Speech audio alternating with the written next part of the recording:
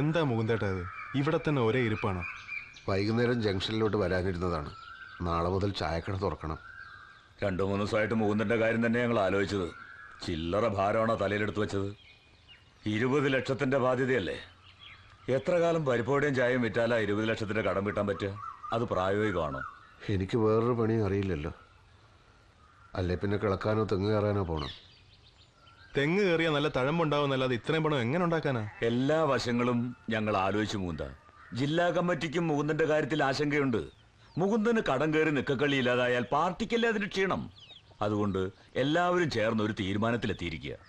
എന്ത് തീരുമാനം?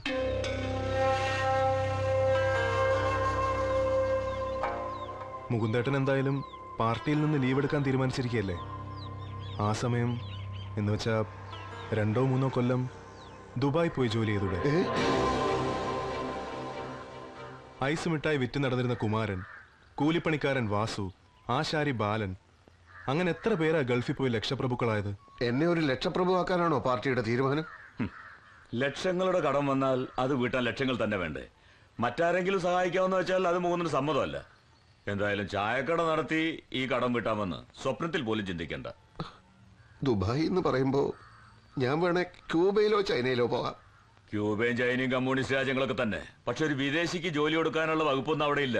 അഥവാ ജോലി കിട്ടിയാൽ തന്നെ നല്ല ശമ്പളം കൊടുക്കാനുള്ള സാമ്പത്തിക ശേഷി ക്യൂബയ്ക്കില്ല. ആര് പറഞ്ഞു? Fidel Castro. മൂപ്പര് നിരന്തരമായി അമേരിക്കയുമായി സംഘർഷത്തിലായതുകൊണ്ട് അവിടെ സ്ഥിതിയൊക്കെ അല്പം മോശം. നല്ലതുപോലെ ചിന്തിച്ചിട്ടാ മുകുന്ദേട്ടാ ഞങ്ങൾ പറയുന്നത്. കരുണേട്ടൻ അനുദ്രവൻ സിദ്ധാർത്ഥൻ ദുബായിലുണ്ട്. അവൻ മുഖേന ഒരു വിസ സംഘടിപ്പിക്കാൻ ഒരു പ്രയാസവുമില്ല. ജില്ലാ കമ്മിറ്റി പറയുന്നത് മുകുന്ദനെ പോലെയുള്ള ഒരു നേതാവിന്റെ ആവശ്യം ഇപ്പൊ ദുബായിലുണ്ടെന്ന. ആയിരക്കണക്കിന് മലയാളികൾ ജോലി ചെയ്യുന്ന സ്ഥലമല്ലേ. അവർക്ക് പ്രശ്നങ്ങളുണ്ട്. അവർ സംഘടിതരല്ല. മുകുന്ദന് അവർക്കിടയിൽ കാര്യക്ഷമമായി പ്രവർത്തിക്കാൻ കഴിയുമെന്നാണ് ജില്ലാ കമ്മിറ്റിയുടെ വിലയിരുത്തൽ. പ്രവാസികൾക്ക് വോട്ടവകാശം ലഭ്യമാക്കാനുള്ള ചർച്ചകൾ നടക്കുകയാണല്ലോ. അതുകൊണ്ട് എത്രയും വേഗം നമ്മുടെ വഴിയിലേക്ക് അവരെ കൊണ്ടുവരേണ്ടതും അത്യാവശ്യമാണ്. മുകുന്ദനൊന്നും അറിയണ്ട, എല്ലാം ഞങ്ങൾ നോക്കിക്കോളാം.